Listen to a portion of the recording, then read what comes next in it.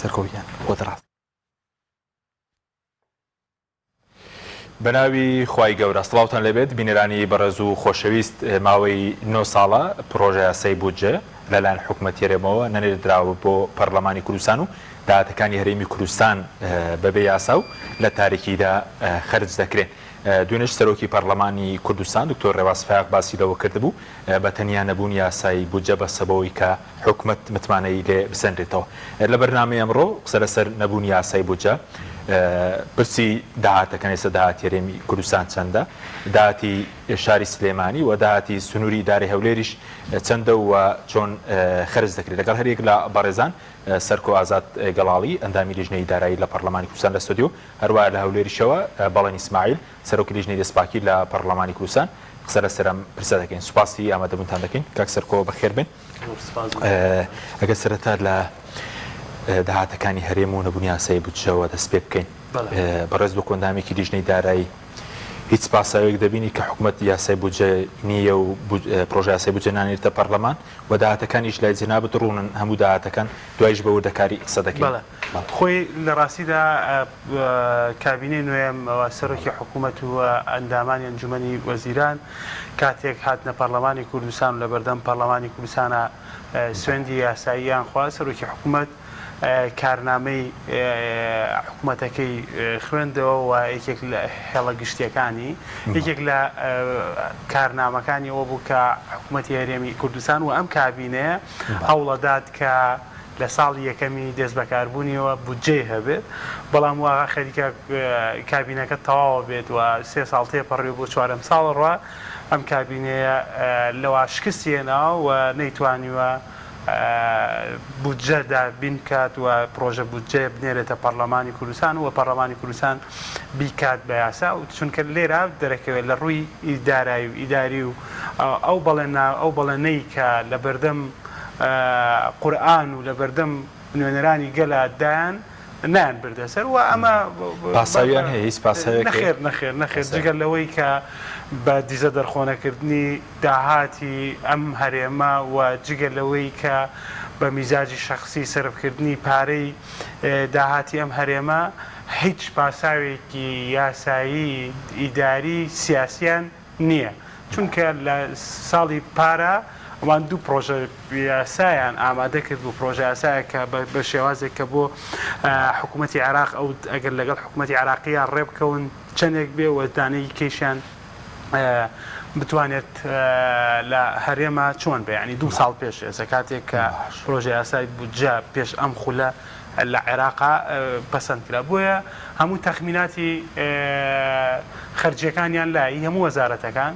و داهاتەکانیشیان لایە هی هەموو وەزارەتەکان و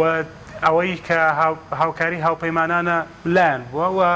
ئەوە پارەی کە لە بەغدادەوە هاتووە ئەوشیان لایە، یعنی تەخمینکردن چونکە پرۆژە یاسای بودجە کابێ بە یاسا تەنها تەخمینکردنە، تەخمینە بە خەرجەکە چەندێکە و داهاتیش چەندێکە، دواتر پێوەستە بێت بەوەی کە کورتێنان زیە هەیەی چەندێک کورتێنانیە چەندێکی نییە، بەڵام گرنگی یاسای بودجە چییە لە هەموو وڵاتە ئەوانەی کە وڵاتێکی پێ بڵێن حکمی ڕەشیدیە، وڵاتێکی دیموکراسیە یان هەرێمێک کە بڕوای بە شەفافێت هەبێ بە چاکسازی هەبێ ئەبێت سەرەتاکەی ئەلف و بێکەی ئەوەیە کە یاسای بودجێ بێ، کە یاسای بودجەت هەبوو ئەو کاتە هەموو ناوچەکان هەموو قەزا و ناحیەکان حتا دێکان حتا پارێزگاکان و گەڕەکانی شەزانن لەو بودجەی ساڵا چەندێک خزمەتگوزاریان بۆ دێ و چەندێک پرۆژەی تازە ئەکرێت و هەموو ئەو خوێندکارانەی کە بۆ نمونە دانەمەزراونە ئەو گەنجانەی کەیانەوێ لە کەرتی گشتیا کار بکەن بۆ نمونە ئێستا بە 1600 خوێندکاری یەکەمەکانمان هەیە تاکو ئێستا دانەمەزراون. ئەمە هەمووی دیارە لە بودجەکە و هی چاودێری کۆمەڵایەتی و هی بۆ نمونە مامۆسایانی وانە بێشتە گرێ بەستە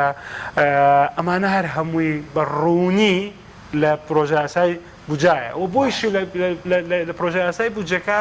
دەرەکەوێت سەرمایی تۆی چییە بۆ نمونە لە کەرتی وەبەرهێنانە و کەرتی تەندروستی و خزمەتگوزاریەکان هەمووی تیاڕوونە و لەگەڵەوەشدا دەسەڵاتەکان ئەم هەموو پارەی کە بۆ نمونە گەر حکوومەتی هەرێمی کوردستان بودجەی ساڵی 2022 14 تریلیۆن دینار بێت، ئەم 14 تریلیۆن دینارە خازعێکی خازع بۆ ڕقابە بۆ چاودێریکردنی پەرلەمان و ئەندامانی پەرلەمان و لیژنەی دارایی بەڵام کە نەبوو ئەو کاتە سەرۆکی حکوومەت بڕیار دەرەکات ئەوەندە پرۆژەمان جێبەجێ کرد ئەوەندە پارەمان جێبەجێ کرد و هیچ ئەندامانی پەرلەمانیشی ئەم پرۆژە یاسای بودجە و نەبوونی یاسای بودجە چۆنەڵێ جوڵە یا توانای پەرلەمانیشی کەم کردوێتەوە ڕۆڵی پەرلەمانی کەم کردوێتەوە چونکە یەکێک لە ڕۆڵی سەرەکی پەرلەمانەوەی بۆ نمونە یاسادانانە چاودێریکردنەوە یاسای بودجەیە کە تۆ یاسای بودجەت هەبوو چاودێریکردنی شتەوە بۆیە حکوومەتی هەرێمی کوردستان و کابینەی نوێم فەشەلی هێناوە لە ئەوەی کە یاسای بودجەیە بێ و هیچ مبەڕێکی یاسایی و کارگێڕی و دارایی و سیاسیشی نییە فەشەلی هێناوە لە شەفافیت بەڵێ بەدڵنیاییەوە چکە ئەمڕۆ وتەبێژی حکوومەت باسی لەوە کردبوو کە شەفافیەتیان پەیڕەو کردووە و لە بڵاوکردنەوەی زانیاری لە چ شتێکە ئەو وەڵامی سەرۆکی پەرلەمانی دابەوە کە باسی یاسای بەرهەمهێنانی زانیاری کە وای حکوومەت دەستکاری دەکاتەوەوانە ئەو بەعام بە شێوەیەکیش دەڵێ شەفافیەتیان پەیڕەو کردووە لە بڵاوکردنەوەی زانیاری زانیاری دەربارەی داهات بێ پرۆژەکان زانیاری ئێمە تاکوسە لیژنەی سامانە سروشتەکان بۆ نمونە هیچ راپۆرتێکیان نەداوە بە لیژنەی سامانە سروشتەکان لەسەر هەناردەکردنی جگەل لەوەی کە لە دیلۆیت وەریەکرێن جگەل لە دیلۆیتەوە زانیاریان نەداوە پێمان لەو نەوتەی کە بۆ نمونە بەکارێ فرۆشێ لە بازاڕە بە ڕەشەی فرۆشتنەوە بە سپی فرۆشتنەوە بەر شتێک لە مۆزوعی هەموو ئەو سوتەمەنیە کە لە بازاڕە جگەل لەوەی کە لە بۆریەوە هەنارداکرێت ئەمە ناو بازار نازانین داهاتی ناوخۆیش دوای دێنە سەری بە بەڵگەوەی سەلمێنی کە ناشەفاف شەفافێت لە چی بێت شەفافیت نییە سفرە نەخێر ناڵم سفرە بەڵام لەو سێکتەرە گرنگانەی کە چۆنەڵێ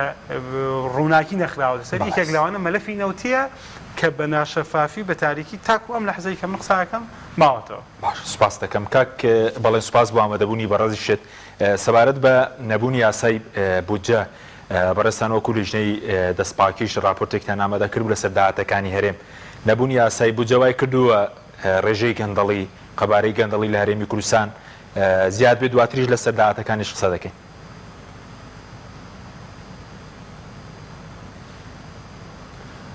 زۆر سپاس ڕێزۆسلااوم بۆ بینەرانی کەناڵی پەیام بۆ کاک سەرکۆ بۆ جەنابێت دیارە خۆت ئاماژت پێ ئەمە لە راپۆرتەکە بە ڕوونی دەستمان خستۆتە سەر ئەو گیر و گرفتانەی کە کێشەی بۆ داهاتەکان و بۆ خەرجیەکانی وڵاتە دروست کردووە لە ناویانە وەکو ئەسبابی سەرەکی کە ئەوای کردووە داهات و خەرجیە وڵاتە ئەگەر بە شێوازێکی زۆر ڕێکوپێکیش بڕوا بەڕێوە کەوانە بەڵام ئەگەر بە شێوازێکی زۆر ڕێکوپێکیش بڕوا بەڕێوە مادام لە ناو پرۆژە یاسای بودجەیە بە قانون نەکراوە بە یاسا نەکراوە ئێمە ئەتوانین بڵین هەموو گومانێک ڕەوایە لەسەر ناشەفافێتەکەی لەسەر ناڕوونیەکەی لەسەر ئەو گەندەڵی و بەهادەردانانەی کە هەم لە نوعێتی کۆکردنەوەی داهات لە وڵاتاکرێ هەم لە شێوازی خەرجیەکانی لەبەرەوە پرۆژە یاسای بودجە دەرخەری ئەوەیە کە ئێمە چەندمان داهات هەیە و چۆن خەرجیەکەین و چۆن ڕێگە بە حکوومەت دەدەی خەرجیکە ئەو بابانەی کە بۆی دیارەکەی لە شێوازی خەرجیا چەنە و ئەو ڕێوشێنانەی لە کۆکردنەوەی داهات هەیە چۆنە ئێمە هیچیمان لەبەردەستانیە نەکرد ئێمە ئەنی نەکەرم خولی پەرلەمانی کوردستان خۆتزانی خولی ڕابردوش بە هەمان دۆخە تێپەڕیوە هەرێمی کوردستان نزیک بۆ 9 ساڵەچێ کە پرۆژە یاسای بودجەی نییە من پێم وایە ئێستا هیچ بیانویەک لە بەردەم حکوومەتی هەرێمی کوردستانە نەماوە بیانەکانی 1-2 ساڵی ڕابردووشیان مقنیع نەبووە ئەگەر ساڵی 2020 لێ دەرکەی بە هۆی پەتای کۆرۆنا و دابەزینی نرخی نەوت و نازانم ئەو کێشە مەشاکیلانەی ڕۆبەڕۆی دنیا و هەرێمی کوردستانیش بووە بەڵام بۆ ساڵی 2021 بۆ ساڵی 2022 ئەو بیانوانەی کە هەیان بووە هیچ بیانوویکی مقنیع نەبوون هیچ بەهانەیەنانەوەیکی مقنیع نەبوون تەمەناکەم حکوومەتی هەرێمی کوردستان لانی کەم بۆ ساڵی 2023 کە کۆتا ساڵە لەبەردەست ئەم کابینەیە لانیکەم بتوانێت جیاوازەکانی کابینەکانی تر نمونەیە کشان بە بتوانێت پرۆژە یاسای بودجە ڕەوانەی پەرلەمانی کوردستان بکات بۆی ئەو داهاتانە ئەو ڕقەمانەی کە ئێستا لەبەردەستن لەناو وەزارەتەکان کە بێگومان وەکو لە راپۆرتەکەش ئاماژەم پێداوە هەمووی ئەرقامی جیاوازە ڕقمێک بۆ یەک سێکتەر لە ئەنجومەنی وەزیران ڕقمێکە لە وەزارەتی دارایی ڕقمێکە ئاچیتە بانک ڕقمێکە ئاچیتە بەڕێوەبەرادێک گشتەکان ڕقمێکە بۆ ئەم حاڵەتانە دووبارە نەبێتەوە ئەو ناشەفافی و ناڕوونی و گومانانەی کە ئێستا پەرلەمانتاران لایەنە سیاسیەکان میدیا ڕایگشتی لەسەر داهات و خەرجیە وڵاتە هەیەتی نەمێنێ. باشە بەس دوێنێ سەرۆکی پەرلەمان باسی لەوە کردبوو کە بەس نەبوونی یاسایی بودجە بەسە بەوەی کە حکوومەت متمانەی لێ بەسێنرێتەوە.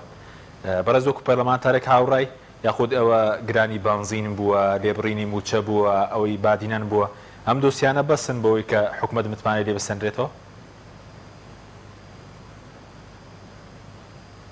هەموو کارێک نەک هەردناردنی پرۆژە یاسای بودجە لادان لە یەک بڕگەی قانونی لە یەک مادەی قانونی لە هەج یاسایەکا بێ غازە بۆەوەی کە پەرلەمان متمانە لە حکومەت وەرگێتەوە بەڵام بەداخەوە خۆتەزانی پەرلەمانی کوردستان شێوازی دابەشبوونەکەی ئەرقامەکانی ناوی ڕێوشوێنەکانی لێسەرنەوەی متمانە لە سەرۆکی حکومەت لە جێگیری سەرۆکی حکومەت لە وەزیرەکان ڕێوشوێنەکەی چۆنە ئاسان نییە ڕێگە نادا مەگەر ئیرادەیەکی سیاسی بەتابە لای زۆرینە دروست ببێ کە دەست لە پشتیوانیکردنی حکومەتەکە دەست لە پشتیوانیکردنی فراکسیۆنەکەی تیمەکەی خۆی لە سەرۆکایەتی حکومەتەکە هەڵبگرێ ئەو کارە بکە ئەینا ئەوەی کە نەکەرم کابینێ تەواوی کابینەکانی ڕابردوش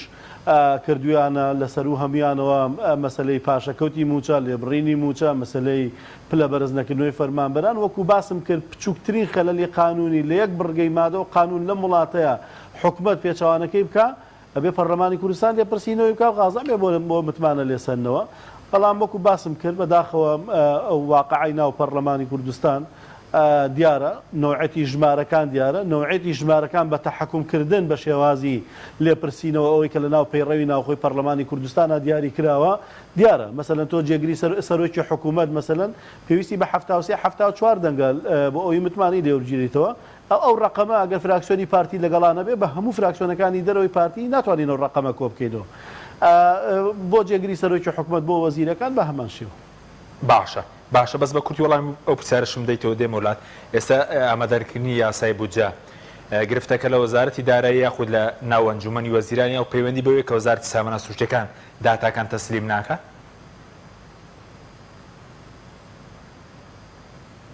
ئەتوانم هەمووی بڵێم هەموویەتی کێشەکە لە وەزارەتی دارایی نەماوە لە وەزارەتی پلاندانان نەماوە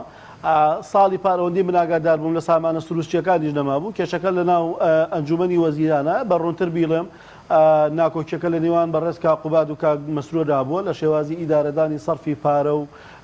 دابشکردنی پارە و کۆکردنەوەی پارە و هەموو ئەو ناکۆکی سیاسی کە ئێستا باڵی بەسەر هەموو سێکتەرەکانە گرتووە و کاریگەری تەنانە لەسەر دامەزراوەکانی دەرەوەی حکومەت بە پەرلەمان و دەسەڵاتی دادوەریشەوە ینی ئەوە بووە ئەنی کاریگەری لەسەر ئەوانەشە بووە کاریگەری لەسەر بودجەش هەبووە ناکۆکیەکە زیاتر ناکۆکی سیاسیە وەک لەوەی ناکۆکی ئیداری بێ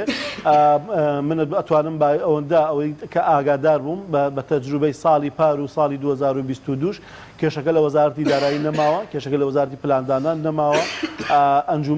وەزارەتی سامانە سروشتیەکان پار ڕازی بوون بەوەی کە کۆی داهاتی نەوت ینی بە لە 158ەکەشەوە کە بۆ خەرجیە ڕوابێتە ناو خەزیێنەی گشتی لە ناو بودجە جێگیر بکرێ بۆ ئەوەی دوایی لەوێەوە سەرفیانی لەو خەزیێنە گشتیەوە سەرفی خەرجەکانیش بڕوە بۆ لانیکەم شەفافێتێکی تیاابێ نازانم نردیانیان نیان نرد بەڵام پێم وایە کێشەکان لە ناو وەزارەتەکان گەورەترە و لە ئەنجومەنی وەزیرانە بۆ بە دیاریکراوی کێشەکە کێشەیەکی سیاسیە. سوپاس دەکەم کاک بەڵێن دوای لەسەر داهاتەکان و راپۆرتێکەوە کولیژنەی دەستپاکیش ئاماتان کرد بۆ قسە دەکەین کاک سەرکۆ لەسەر نەوت وەکو داهاتینەوە وەکو بەڕێز هەنامەندامی لیژنەی دارایی هەم سامانە سروشتیەکانی داهاتینەوتەکەش ناڕوونەوە چوونە سەر داهاتی ناوخۆش قسەی لەسەر و ناشفافە بەڵێ خۆی بەپی خۆدەزانی داهاتی نەوتی بەپێ ئەو گۆڕانکاری کە لە بازاڕا هەیە و بەپێەوەی کە بەرزونزمی هەیە گۆڕێ بۆ نمونە لەم مانگە ڕۆژانە 440,000 بەرمیل نەوت لە ڕۆژێکە هەناردەکرێەوە کە کاتە 13 میلیۆن و 200,000 بەرمیل لە مانگێکە و نرخەکەی بە 86 دلار فرۆشراوە کە کاتە 1 میلیارد و 135 میلیۆن دلار لەمە ئێمە بەپێیەوەی کە بە دوواداچوونمان کردووە و دەرکەوتووە حکوومەت هێرێمی کوردستان پێویستی بە 600 ملیۆن دۆلارە بۆ دابینکردنی موچە لەم 1 ملیار و 135 ملیۆن دۆلارەی داهاتی نەوت تەنها 460 ملیۆن دۆلاری دەچێتە وەزارەتی دارایی بۆ تەمویلی موچە دابینەکە 140 ملیۆن دۆلارەکەی کەی لە داهاتی ناوخۆیە بۆیە کە ئەوەی کامێنێتەوە گەر ئێمە سێری بکەین نزیکەی 600 بۆ 700 ملیۆن دۆلار یعنی 650 بۆ 700 ملیۆن دۆلار تەنها بۆ مۆزوعی دەڵاڵی نەوتە فرۆشتنی نەوتە بۆ نمونە ئێمە ئەگەر بەو 11 دۆلاری کە ئافرۆشە لە ماگانە ینی بەم سعرەی کە ئێستا هەیە 145 ملیۆن دۆلارە ڕوا بۆ نمونە پارا درێتەوە بۆ نمونە بانقی ئەوەی کە کۆمپانیا تورکیەکانە بەشێکی زۆری ڕابەوە بەشێکی زۆری لەو گەندەڵی و دزی و نەعەدالەتی کە لە بواری خزمەتگوزاری و سکیوریتیەکانە ئەو کۆمپانیانەی حیزب کە تایە پشکیان هەیەەوە ئەمانە هەمووی چۆنەڵێ سعری خزمەتگوزاریەکانی بەرز کردوێتەوە و ئەمە ژوای کردووە کە تاکو ئێسەش لە 44 داهاتی نەوتی بگەڕێتەوە بۆ خەزێنەی وەزارەتی دارایی لە وەزارەتی داراییش ئەوەی کە دێتە وەزارەتی دارایی و ئێمە قسەمان لەگەڵ وەزیری داراییە کردووە هەڵێ ئێمە بەرپرسین لەو لە 144ی کە وەزارەتی سامانە سروشتیەکان دەینێرێت بۆ وەزارەت بەمە هەموو داتاکانە دەینە بۆن منە لیژنەی دارایی و لیژنەی وەزارەتی سامانە سروشتیەکەیش خۆتەزانی ئێمە لە ساڵ و 4 مانگی حکوومەتە لەم کابینەیە بێوەزیر بوو و سەرۆکی حکوومەت بە وەکالەت وەزارەتەکەی بەڕێوە برد دواتر دکتۆر کەمال بوو بە وەزیری سامانە سروشتیەکان و ئاویش خۆتەزانی چەندین بەڵێنی بریقەدار و پارچە پارچەکردنی خەڵک ئینسانیدا لە ناو پەرلەمانە و کە گەندەڵی نایڵێت و ئەوە کات کە داهاتی نەوت زیاتەکە و شەفافێت زیاتەکە و پێچەوانەیەکاتەوە بەڵام بینیمان خۆیشی چۆن مەلەفی نەوتی بە تاریکی و بە ناشەفافیە خۆیشی بە تاریکی و لە ژێر لە پشتی پەردەکەەوە ڕۆیشت و استیقالەی کرد و نیان هێنایە پەرلەمان و ئەمەیە دواتر وەزیری کارەبا دەست بەکار بۆ تاکو ئێستا ئێمە لیژنەی سامانە سروشتیەکان ینی داتامان وەرنەکردو ڕاستە لە هەفتەی پێشوا پەیوەندیمان پێوە کردو کە لەسەر کێشەی بۆ نمونە نەوتی سپی و غاز قسەی لەگەڵا بکەین بەڵام وەکو داتای فەرمی و داتای زانیاری بدرێتە لیژنەی سامانە سروشتیەکان نەخێر ئەم وەزارەتە هیچ داتایەکی نەداوە بە لیژنەی سامانە سروشتیەکان لە ڕۆژی دەست بەکاربوونی کاک مەسرور لە سەرۆکی ئەنجومەنی وەزیران و وەزیری سامانە سروشتیەکان بۆ دواتر دکتۆر کەمال و ئێستش دکتۆر کەمالەکەی تر هیچیان وەرەقەیەکی تەواویان نەداوە بە لیژنەی سامانە سروشتیەکان کە ینی وا بکات لە ئێمە بۆ نمونە بتوانین قەنەعەت بەم زانیاریانە بکەین و بڕوامان پێ بێ و بتوانین دیفاع بکەین بە خەڵکی خۆمان بڵێن کاکە ئەمە داهاتەکەیەتی ئەمە خەرجەکەی بۆ ئەوە ڕوا بەم شێوازە بەرز بۆتەوە بۆیە ئێمە بەم شێوازە پشتیوانیەکەین ئەگەر شەفاف بێت ئینسان نەتوانێت یعنی دزی نەکرێت و نەعەدالەتی تیا نەکرێت و تاڵانی نەکرێت و دەڵاڵی کۆمپانیاکان و ئەو کۆمپانیانەی کە بەدەستی 2-3 ئیشەکەن بۆ کۆمپانیا حیزبیەکان و خۆمانەزانین ینی لە ناو وەزارەتی سامانە سروشتیەکانە تا کۆم لە حەزەی کە من قسە لەگەڵ جەناب تاکەم سیاسەتی وەزارەتی سامانە سروشتیەکان و سیاسەتی نەوتی لە لای هیچ وەزیرێک نەبووە لە دوای ئاشتی هەورامیەوە ینی لای بەشێکی دەسەڵاتەکان لای بەڕێوەبەرە گشتیەکانە چەند بەڕێوەبەرێکی گشتی تێدا و دواتریش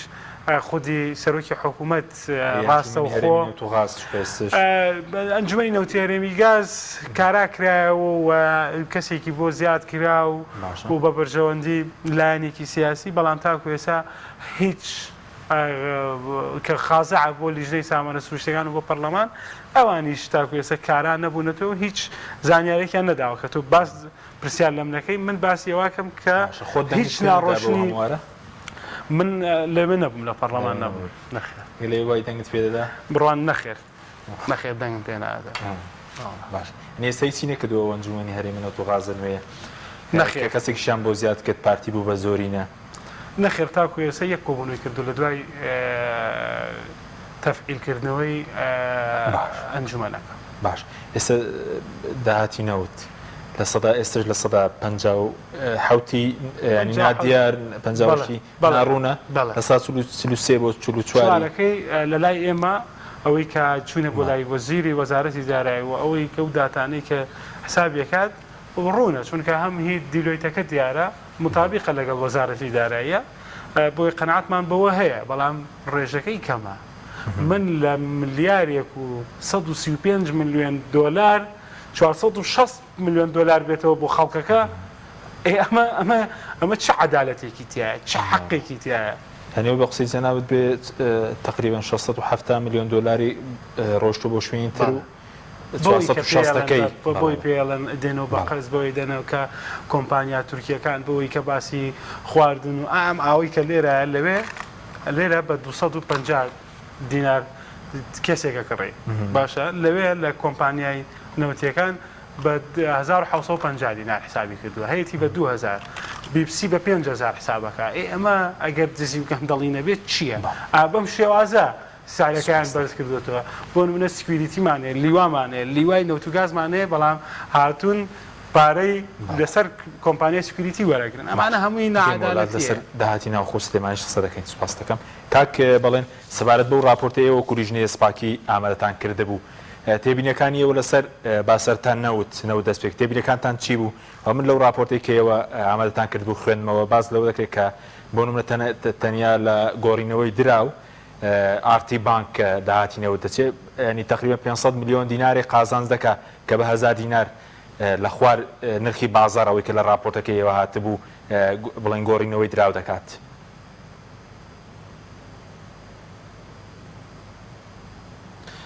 دیارە ئەوەی لە راپۆرتەکە پەیوەندی بە داهاتی نەوتی هەرێمی کوردستانەوە هەیە باسمان کردووە یەکێ لە کێشەکان کەمی داهات لە هەرێمی کوردستان پەیوەندی بەو خەرجیە زۆرەوەی کە لە کەرتی نەوتا هەیە کە ئێمە باوەڕمان وایە ئەوە دیوە ناشەفاف و ناڕوون و ئەوەیە کە ئێمە وەکو گەندەڵی وەکو ناشەفافی وەکو ناڕوونی سیرەکەین بێجگەلەوە ئێمە لە راپۆرتەکە تێبینیەکمان ئەوە کردبوو کاک حەکیم لە ڕاستیان نەبووە جێی سەرنجی میدیاکان لە مانگی سێ ئەگەر سەیری داهاتی گەڕاوی نەوت بکەی لە ینی لە پێنجمانگی یەکەمی ئەم ساڵ لە مانگی یەک بڕی پارەی گەڕاوی نەوت 709 ملیار بووە لە مانگی دوو 713 ملیار بووە لە مانگی چوار 703 ملیار بووە لە مانگی پێنج 740 ملیار بووە بەس کە سەیری مانگی سێ دەکەی لەو کاتەیە کە 200 ملیارەکە لە بەغاوە هاتووە داهاتی نەوتی هەرێمی کوردستان بووە بە 525 ملیار ینی ڕێک بەقەت ئەو بڕەپارەی کە لە بەغداوە هاتووە لە داهاتی نەوت کەمی کردووە بەداخەوە کەسێک نەبوو لە ناو ئەنجومەنی وەزیران لە ناو حکوومەت بپرسێ بڵێ کاکەجان ئەم بڕەپارەیە ینی داهاتی گەڕانەوەی نەوت لە مانگی یەک دوو چوار پێنج لە چوار بە پێنج لە هەمووی 700 ملیار بەسەرەوەیە بۆ لە مانگی سێ بڕەکەی هاتووە بۆ 525 ملیار ئەمە دەرخەری ئەو ڕاستیەیە کە مامەڵەکردن لەگەڵ داهاتەکانی نەوت بە شێوازێکی ناشەفاف و ناڕوونەڕوە لە ڕاستیا من ئەم قسەیە کە بۆکەم بۆ بە ئامانجگرنی برای بە ڕێزم کاک سەرکۆنیە چکازانم مووقیفی چۆنە بەڕاستی بەڵام لە هەموو ئەم ڕقم و داتانەیە بەڕاستی تیمی یەکێتی نیشتیمانی کوردستان سەرۆکایەتی ینی حکوومەت بەتابەت بەڕێز کاقوبات ینی بەرپرسن لەمە بۆچی هیچ قسێک لەسەر ئەم مەسەلەیە ناکەن ئەوە وتمان ئەنجومەنی هەرێمی نەوت و غاز کۆنە بۆتەوە زانیاریان لەبەر دەستان نەبووە بەڵام خۆ سەرۆکایەتی حکوومەت سکرتارەتی ئەنجومەنی وەزیران دیوانی ئەنجومەنی وەزیران ئەمانە بێ ئاگیان لەم تادا بێ بە تایبەت کە لە کۆبوونەوەیەکە بۆ ئێمەیان شەرح کرد برای بە ڕێزم کاک سەرکۆش لەوێ بوو کە کۆمیتەیەکەیە ماگانە شێوازی خەرجیەکانی کۆمپانیاکان لەگەڵ حکومەت یەکلایی کاتەوە ئینەوت ئەوان دیاریەکەن ئەو ڕێژەی 57 بە 58 چەند بەرز و نزمەکە کە لە ڕاستی ئەو تیمە لە ناو ئەنجومەنی وەزیران هەمویان سەر بە ئەی وەزیری دارایی هیچ بەرپرسیارەتێکی نییە ڕاستی ورتر دقتی گلەی لە سەرۆکی حکوومەت کرد هیچ گلەیەک لە وەزیری دارایی نییە وەزارەتی دارایی لە ڕووی لە دوای وەزیری دارایی بەرپرسیارە بێت لە دوای ئەوەی کە ئەنجومەنی یاسای ئەوە ئەنجومەنی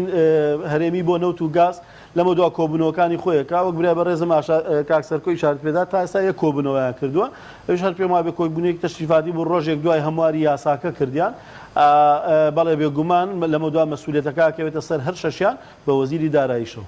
بەڵێ باشە ئەوە لە نەوتیانی ئێستا بۆیەوە کولیژنەی دەستپاکی ئەی سەبارەت بە داهاتی ناوخۆ بە چەند مەزندە دەکرێت سلێمانی هەولێر چۆنە؟ بەڵێ کاک حەکیم بەڵێکە ئێمە سەرچاوەکانی داهات لە هەرێمی کوردستان پێشتریش باسمان کردو لە راپۆرتەکەش ئیشارەتمان پێداوە چوار سەرچاوەیە سەرچاوی نەوتە سەرچاوی داهاتی ناوخۆیە ئەو بڕەپارەیە کە ئەگەر لە بەغداوە بێ لەگەڵ ئەو بڕەپارەی کە نزیکی 28 بۆ 30 ملیارێکی مانگانەیە لەلایەن هێزەکانی هاوپەیمانانەوە تەمویلی موچەی هێزە هاوپەشەکانی وەزارەتی پێشمەرگەی پێکرێت. کێشەکە ئەوەی نەوتمان باس کرد کێشەکان ئەوەی تری کە پەیوەندی بە داهاتی ناوخۆ هەیە لە هەرێمی کوردستان ئێستا زۆر جا باسیەوە کرێ وەڵاوە سلێمانی باجیەوەدا لەبەرەوەی داوای لا مرکزیت کراوە و لا مرکزیەتی ئیداری و دارایی پەیڕەوە کرێ ئەم قسەیە 100% غەڵەتە.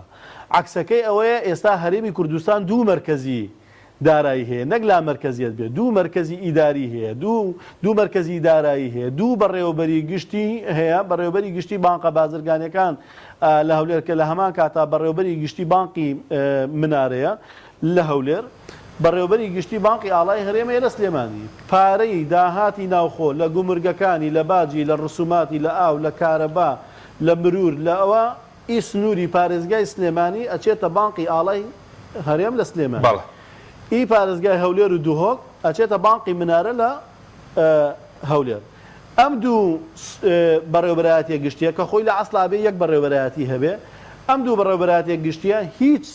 ڕەبتێکی داراییان بەیەکەوە نییە یعنی تەواو سربەخۆن لە شێوازی ئیدارەدانی ئەو پارەی کە لەبەر دەستیانایە لە شێوازی کۆکردنەوەی داهات لە شێوازی ئیدارەدانی پارەکە لە شێوازی خەرجی چۆنێتی خەرجکردنی و تەنانەت ئەم سربەخۆیی بوونیان لە شێوازی خەرجی لە ڕووی داراییەوە وای کردووە کە هەندێک جار بە بێگەڕانەوە بۆ ڕێنمایەکانی وەزارەتی دارایی مامەڵە لەگەڵ داهاتی نەختینە لە بانقەکان کراوە کە بێگومان گەندەڵیەکی زۆری تیا بۆ خۆتان ئێستا پرۆسەکە ئەبینێن بەتابەت لە پارێزگای سلێمانی کە بە دەستخۆشیەوە هەڵمەتێکی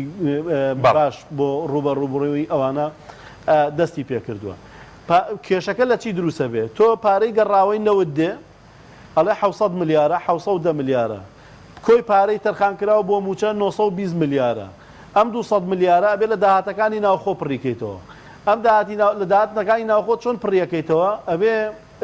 سنووری دەسەڵاتی ئیداری سلێمانی 43 لە سەدی پڕکاتەوە سنووری ئیدارەی هەولێر و دووەک 43 لە سەدی پڕکاتەوە بۆ ئەمە مانگانە مەسەلەت داوا لە سلێمانیە کرێ 82 ملیار 83 ملیار تەحویلکە بۆ ینی تەرخانکە بۆ موچە داوا لە هەولێر و دووهۆکە کرێ 109 ملیار 110 ملیار تەرخانکە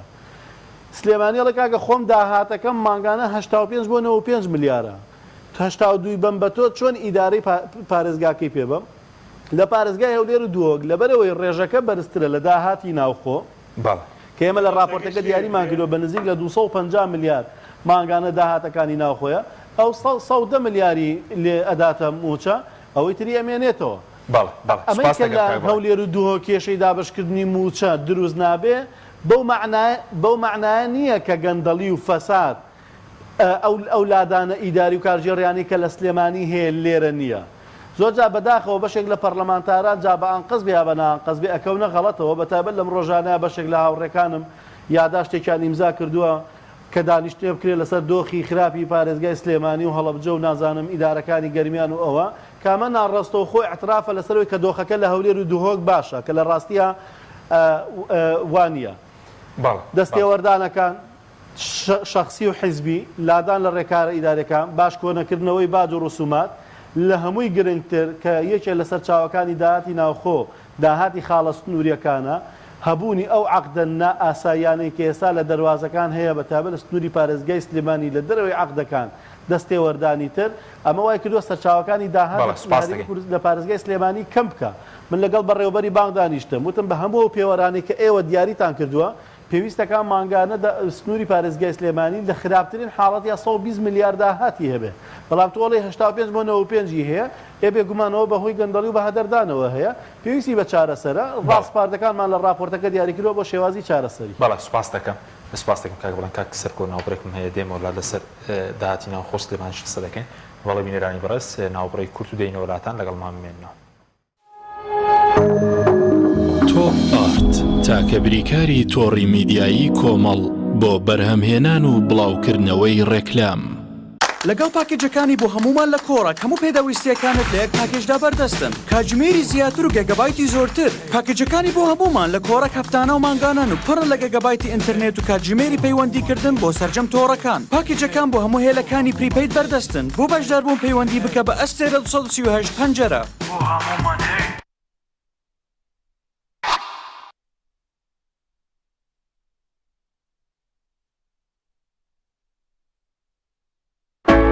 کۆمپانیای ئاکۆکەریم بۆ ماڵێکی ئارام ژیانێکی جوانتر.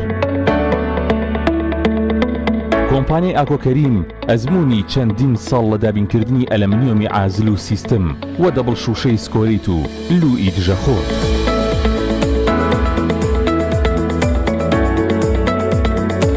جوانترین مەحاجەرەی مۆدێرن و کلاستی هەمیشە نوێگەری دیزاینی ناوازە و دەگمەن.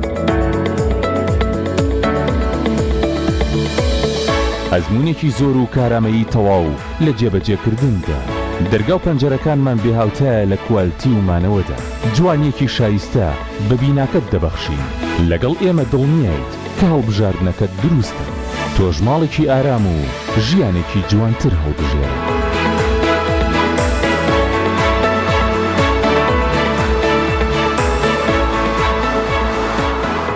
ئاوی بەڕادی سلێمانی دڵنیایی زیاتر تەندروستی باشتر کارگەی ئاوی سلێمانی. دڵنیا بمبینیە ئەو جبسەی وێنەی نییە هەردامێکی بخۆشە بۆ من بە ئەو بۆ تۆشە ئادەی پێم بڵێن چییە؟ هەندی نییە چپسی نینی تامێکی لە یاد نەکراوە. تۆپ ئارت تاکە بریکاری تۆڕی میدیایی کۆمەڵ بۆ بەرهەمهێنان و بڵاوکردنەوەی ڕێکلام.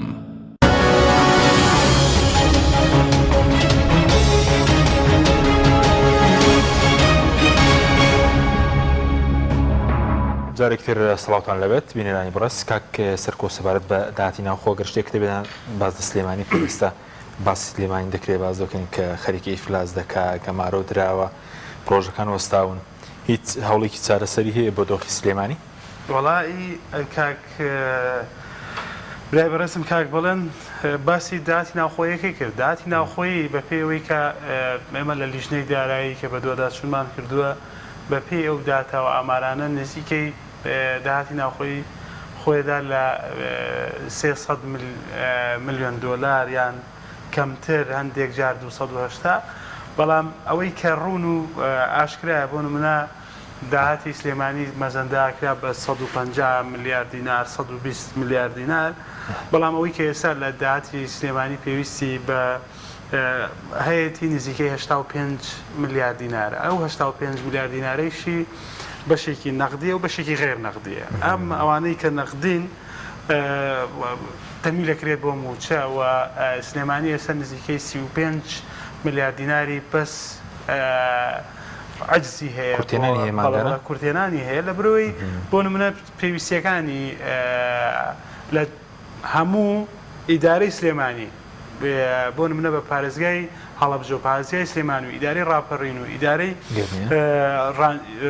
گەرمیانەوە پێویستی بە نزیکەی 361 بۆ 62 میلیارد دینارە بۆم دابینکردنی موچە. حکوومەت هێرێمی کوردستان لەو داهاتی نەوتەی کە مەباسیەکەین نزیکەی 260 میلیارد دەنێرە ینی ئەو کات ماوەکانی ڕابردوو نزیکە بۆ 288 میلیارد هەندێک جار ینی ئەم ژمارانە بەرزوو نزمیەکەن بەڵام پێداوای لە سلێمانیەکە کە دەبێت 85 میلیارد دابین کەی و هەندێک جار 95 بەڵام ئێستا کەم بۆتەوە لە بڕۆی نرخی نەوت بەرز بۆتەوە داوای 75 میلیارد دینارەکەن بەڵام ئێمە بۆ پارێزگای سلێمانی ئەمەی کەی بینین بە قەنەعەتی ئێمە حکوومەت هێرێمی کوردستان لەبەر ململانەی سیاسی و لەبەرەوەی کە هەم ململانەیە لەگەڵ یەکێتی نیشتیمانی کوردستان هەم ململانەیە کە بۆ سزادانی خەڵکی سلێمانی و ڕاپەڕین و گەرمیانە ئەیانەوێت ئەم شارە پەک بخرێت چونکە بۆ خزمەت گوزاریەکان بۆ بەردەوامی پرۆژە خزمەت گوزاریەکان و بە تەندروستی و بە ئەو کەرتانەی کە پێویستی ژیانیان لە پارێزگای سلێمان و ئیدارەی سلێمانە پێویستی بە 35 ملیارد دینارە و نەسریەی دام و دەستگا حکومیەکانیش بە هەمان شێوە پێویستی بە پارەیەکی زۆرە و ئەمە وای کردووە سلێمانی ئێستا کێشەی دەرمانی هەیە بۆ نمونە کێشەی خەسەخانەی هیوا بینین لە بەس مانگی ڕابردوو 900 کەس هاتووە ینی سەردانی ئەو نەخۆشخانەی کردووە خەڵک لە جنوب و لە وەسەت و لە هەولێریش و لە دووەکیشەوە سەردانی نەخۆشخانی واکەن 5 ملیاری پارەی هەبووە لە قەڵای لە بانقی منارە لە هەولێر بۆی سەرف نەکراوە دەبێ بچیتەوە بۆ هەولێر بۆ نمونە سەرۆکی حکوومەت هەر پرۆژەیەک لەم سلێمانیە کە دەکرێت بە مزگەێنی و دەڵێن ئەوە سەرۆکی حکوومەت 7 ملیارد دیناری سەرف کرد بۆ نمونە بۆ ئاوی چەمچەماڵ بۆ ڕێگای مەرگی کەلارد سلێمانی هەتاکو ێستا بەش بە ژمارەیە ینی ڕقەمەکان ێرە حکوومەت ئەڵێ بڕۆن لە پارەی داهاتی ناوخۆی سلێمانی سەرفی بکە سەدیەکە جەناب بینی کە تاکو ێستا لە سەدا 20شی بۆ هەیە لە سەرکێتی خۆی بەشدارە لەو پەخستنا من بەدڵنیاییەوە یەکێتی لە من چۆن بەوای بینم حکوومەت هەرێمی کوردستان و حکوومەتی هەولێر دڵی بەم شارە ناسووتێ و بەشێکی لەم هەرێمەی خۆی نایبینێ بە هەمان شێوە من پێشتر لە کەناڵی کورسات و لە میدیای فەرمی یەکێتی نیشتیمانی کوردستانەوە باسم کردووە کە بەشێکی دوولانێ بەشێکی ئەم بەڕێوەبەرانەی کە لە پارێزگای سلێمانیە هەیە ئەمانە بەشێکیان کەم تەرخە من بەشێکیان نانوێ خزمەتی ئەم شارەکەن بەشێکیان هەموو ئەو پرۆژانیان پەخستووە لێرە ئەمانە و دەبینین لە کۆمەڵێک فەزیحە لە ڕابردووە هەبووە ئەمانە دەبێت لێپرسینەوەیان لەگەڵا بکرێ و سزا بدرێن و بۆ نمونە شارەوانی دێت زەویەک دابین نەکات بۆ پرۆژەیەکی وەبەرهێنان هێشتا پرۆژەکەی تەواو نەکردووە 500 دۆنم زەوی دراوە پێی ئەم 500 دۆنمی زەویە ناکات بە مەتری بە 750 دینار نەیدراوە پێی هاتووە بە 800 دلار ئەیفرۆشێ کاکاتە 1 ملیار و 100 میلیۆن دلار بەس لەمان خێری کردووە بڕۆ ئێستا لە نووسنگەکانە بگەڕێ ئەو کۆمپانیانە هەمووی هاتوون زەویەکانە فرۆشن ئەمە ئەبێ ڕابگیرێت یعنی ئەمە ئەگەر بۆ نمونە شارەوانی بێت زەویە داتەوە بەرهێنێک بە ئەم زەویە بە شێوازێکی تەندەرین بتوانێت بکەیتە بەش بدرێت پرۆژەیەکی بە ماستەر پلان بە شێوازێکی جوان بدرێت ئەتوانێت ئەو پارەی کە حکوومەتەکەم لەوێ سزامەدا ئابلوقەی ئابووریمەدا ئابلوقەی سیاسیمەدا ئەتوانێت ئەم ئیدارە بتوانێت ئەم زەویانە بخاتوە خزمەتی شارەکە نەکەوەی کە لێرە لە ژێر دەسەڵاتی یەکێتی و ئیدارەی ئێرە کە گۆڕانیشی تایە و کۆمەڵیشی تایە و یەکگرتووش تایە بەشدارە چەند کۆمپانیاک ببنە خاوەنی یعنی ئەوە کۆمپانیایە لەم شار لە ماوەی بەشداری کۆمەڵی بەشدارێکی ڕەمزیە بۆ بەشداری ئەوش لە چوارچەوەی ئەنجومەنی پارێزگاکان ئەزانی چی من دەسەڵاتی حەقیقی لە سلێمانی یەکێتیە من نەمە ناچم بڵێم وەڵا ئەمە شێوازێکی وانە بەڵام بەڕێز پارێزگاری دەسەڵاتی دابشتی زەوی لای کێ بەڕێز پارێزگاری سلێمانی نووسراوی کردو بۆ ئێستامێت هەر لایەکێتی خۆی نییە دابینی زەوی کۆمپانیەکان سەرۆکی حکوومەتە کاکە سەرۆکی حکوومەت 180 پرۆژەی لێرە زەوی بۆ تەرخان کراوە لە سلێمانیا لە ئەنجومەنی باڵای وەبەرهێنانە تاکو ئێستا ئیمزای ناکات تایەتی ساڵێک و 2 مانگە لەوێ تایەتی ساڵێک و 6 مانگە تایەتی 9 مانگە لەوێ چاوەڕێگە بەس فەرمانەکەی و دەست بەکار بێ ئێستا ینی ئەمانە هەمووی ڕێگریە لە یەک لاوە ڕێگری ناکرێ من نەهاتم لێرە بەڕوونی دوێنێ لەگەڵ تاقوبادا قسەمان کردووە ینی ئاگادارمان کردووە لیستمان داوە پێی کا خەڵک هەیە بۆ نمونە لەم شارە پرۆژەی پێدراوە لە 5 ساڵە بەردی نەخسۆتە سەر بەردێک ئەمە پێویستەکات بۆ جوانکاری ئەم شارێ پرۆژە دراوە پێ بووی بۆ بەرێنانی تیاکەی ئەبێ لێپرسینەوە لەگەڵمان ناکرێەوە ئەبێ لێپرسینەوەیش لەو بەڕێوەبەرانە بکرێت کە کەمتەرخە من کە کابنە هۆکاری ڕێگریکردن و ئەوەی کاوە بەرهێن لێرە هەمووی بارکە بڕاتۆ خۆی کایبینین ئێستا جوڵەی بازرگانی لە سلێمانیە بەرەو خراپیەوە ئەمە حقیقەتێکە مندانی پیانە ینی بەڵام بێت ڕێگری بکرێت بەڵام ئێستا خۆشببختانە هەڵمەتێکی زۆر دەستی پێ کردووە و ئەمڕۆ بەرز جێگری سەرۆکی حکومت لەگەڵ دام و دەستگا حکومیەکانی ئەم شارە کۆبووەوە تا سەرەوە چاک نەکرێت خوارەوە هیچ بەدڵنیاییەوە دزی گەورە هەیە دزی گەورە هەیە دزی زەبەلا هەیە کۆمپانیای زەبەلا هەیە ئەمانە وەڵی من نازانمەوەی بەڕێ سەرۆکی شارەوانی کێ من بۆ خۆم ئێستا ئەگەر لەسەر ئەو شوێنانەی کەوتومە ئەو ناوانەی بەڕێز کاکوبات بانکە کاک مەسرور بانکە پەرلەمان لیژنەی پەرلەمانی بانکە هیچی هەمووی بەبەڵگایە ئەوە هەموویشمان ئامادە کردووە بۆی کە بدێنە بە دادگایەکێک لەو شتانەکە لەگەڵ برای بەڕێزم کاک بەڵێن ئەمە بۆ قەزیەکی گشتی چونێتە بەردەم محکەمە پێکەوە ڕۆیشتوناکە و لە بزوتنەوەی گۆڕانەوە منیش لێتی بەڵام کە پەیوەست بە کێشەی خەڵکەوە و ئەگەر من بۆ خۆم یەکێتی نیشتیمانی کوردستان بەوازانم کە حیزبی خەڵک بێەوە بۆ خزمەتکردنی خەڵک بێ نەک بۆ خزمەتکردنی چەند 5 کۆمپانیای زەبەلاح بێت 6 دەسەرمایهداری هەڵتۆقیوی ڕەمزی بێت ئەبێ ئەمانە ینی سزا بدرێن ئەوانەی گەندەڵیان کردووە ئەوانەی دزی و جەردەییان کردووە لە زەوی ئەم شارە ئەبێ ئەمانە هەمووی لێپرسینەوەی لێ بکرێ و بەو پرۆژانی ڕابردوو شابڕۆنەوە کە ئەمە بە شێوازێکی زۆر ناعەدالەتی نادروستە بووە خەڵک هەیە تاکوێسە 2 ساڵە لەو شارەوانیە لە پێشووترە پرۆژەی تەقدیم کردووە مەترێک زەویان بۆ دابین نەکردووە شەخص هەیە لەم شارە لە ماوەی 2 ساڵات 10 پرۆژە پێدراوە ئەمە ناعەدالەتیە ئەمە گەندەڵیە ئەمە هەبێ بۆ سێنرێ باشە بە کورتی سەبارەت بۆ کورتێنانەوەی 30 میلیارد 35 میلیارد چکە پەرلەمانتارێک پێشتر باسی لۆ ڕەنگە لە ماوەکانی داهاتوو کێشە بۆ موچە لە سلێمانی دروست بێ مانگانە 35 میلیارد کورتێنانی سلێمانی ئەی دوێ چۆن پڕدەکرێتەوە لە داهاتوو ئەگەر تاکو بەم شێوازە بێت ئێمە وەکو لیژنەی دارایی کۆمەڵێک ئینمە چارەسەرمان خسۆتە ڕوو بۆ حکوومەتەوە بۆ سەرۆکایەتی پەرلەمان و پێویستەکە تیمی یەکێتی لە ناو حکوومەتی هەرێمی کوردستانە لەگەڵ تیمی پارتی دیموکراتی کوردستان و تیمی گۆڕانە لەسەرەوە بکەن کە داهاتی ئەم وڵاتە پێویستەکات بە تایبەتی داهاتی نەوت بۆ هەموو هاوڵاتیانی کوردستان بێ و پێکەوە دابشکەوە من لەگەڵەوەیشان چێگەردزی هەیە لە بۆ منە لە کۆکردنەوەی داهاتە لە سلێمانی لیژنە بێت لە هەولێرەوە لە سەرۆکایەتی ئەنجومەنی وەزیرانەوە لە وەزارەتی داراییەوە کێ کەم تەرخەمە کێ دزی کردووە بۆ خەڵکی سلێمانی پیشان ناکرێت چەند شخصێک بکرێتە قوربانیەوە بەڵام ئێمە قەنەعەتمان وایە حکوومەتەکەی هەولێر و کە بە پارتی دیموکراتی کوردستان سەرۆکایەتی ئەم کابینایەکات گەماروی ئابووری و دارایی و کارگەڕی شاری سلێمانیەدا بەس خەڵکی دەڵێ بۆ ماونەتەوە ئەمە یەکێکە لەو ڕێگانە گە هەر بەم شێوازە بێت سپاسم کاک بەڵێن سەبارەت بە داهاتی بڵین هەرێمی کوردستانەوەی موچەخۆران چۆن دابش دەکرێت ئایا زۆرتی موچەخۆر لە سلێمانیە لە هەولێرە داهاتەکە چۆن ئەوەی کەوێ بۆ داچوونتان کردووە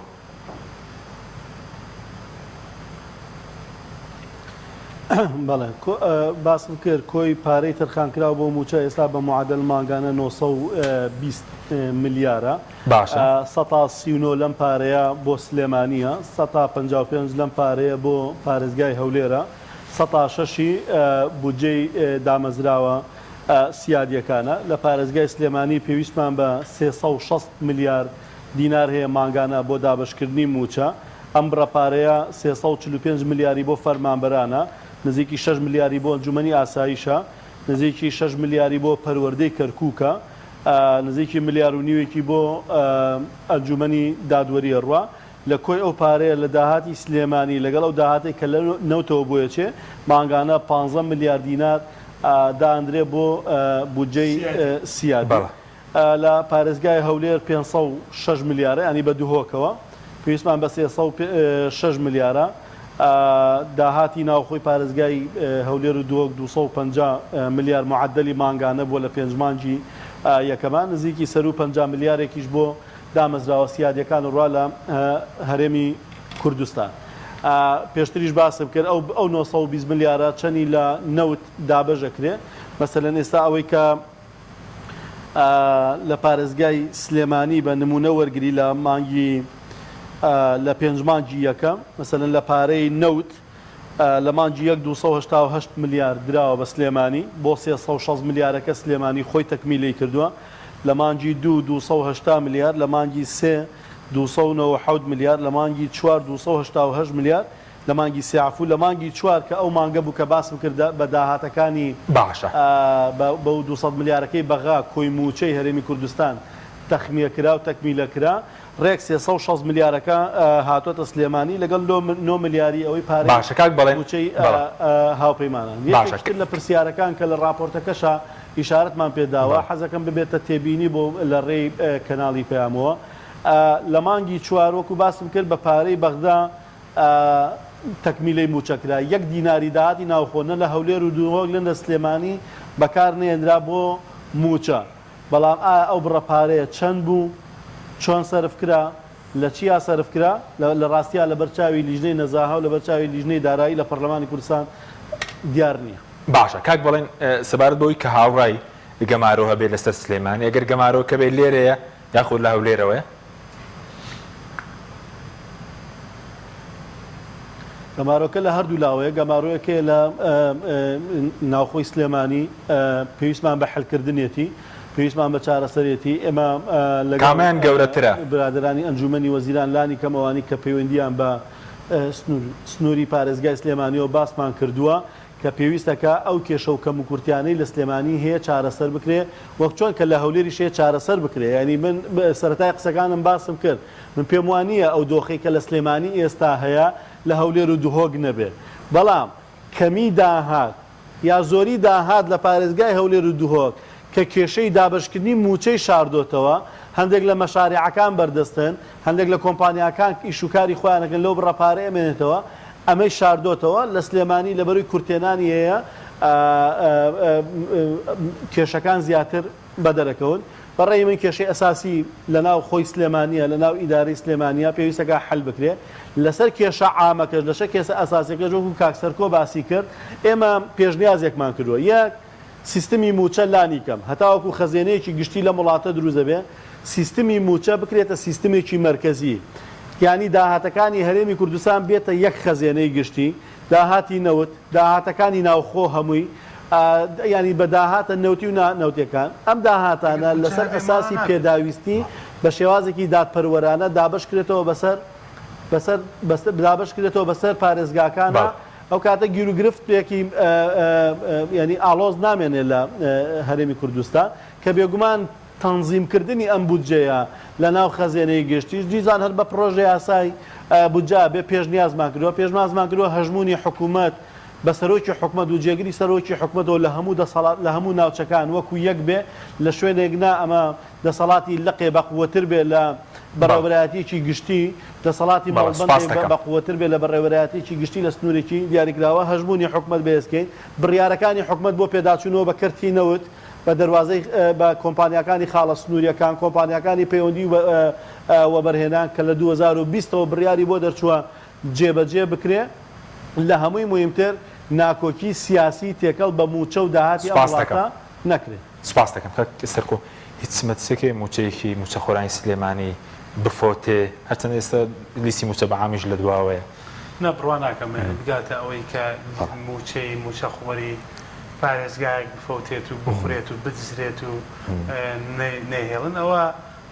نە خەڵکی کوردستان و نە